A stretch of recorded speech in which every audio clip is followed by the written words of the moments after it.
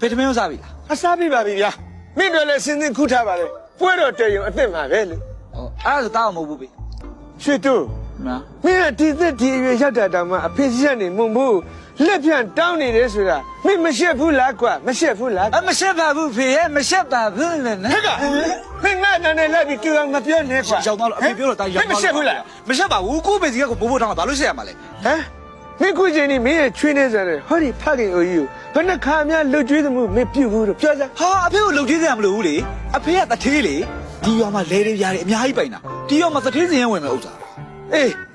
ငါကတထင်းဖြစ်ပေမဲ့မင်းကတထင်းမဟုတ်ဘူးလေကွာ ဟာတာတထေးသားလေဘာမှလှုပ်စရာမလိုဘူးအဖေသိရင်ဒါတွေအလုံးအထုပ်အမွေရမှာ ဟာမင်းရဲ့ဖခင်ရဲ့ခြေထောက်ကိုဓာတ်နဲ့ခွဲစမ်းနဲ့ပက်တဲ့စင်စမနာလို့တာမျိုးပဲကွာ အဖေကလည်းအစားတက်ပါဖေဟာ အရာစမင်းနေရွတ်တော်လို့ပါကွာမင်းကအဖေမသေးခင်နေကမင်းကအမွေလိုချင်တာဆိုတော့အစားတက်တက်လို့တာမဖြစ်မှာဆိုလို့မင်းကငါဆုံးမနေရတာကွာတတိပေးနေရတာ ဖေရဲ့မဖြစ်ပါဘူးအဖေရဲ့အဖေကတော့လိမ်မာတဲ့ဥစ္စာတော့မုံမိုးလေးပဲတောင်းတယ် အေးပါမင်းကငါမုံဖို့ပေးချင်ပါလေနော်အဲ့ဒါနဲ့နေစမ်းမအောင်ဖျားဘဲကိုတွားရင်ဖုံဖို့ဘယ်လောက်ဆိုလို့ရှိရင်မင်းကကျင်တတ်မှာပြောစမ်းပါ အာဦး9000လောက်ဆိုရပါပြီအဖေရဲ့တော့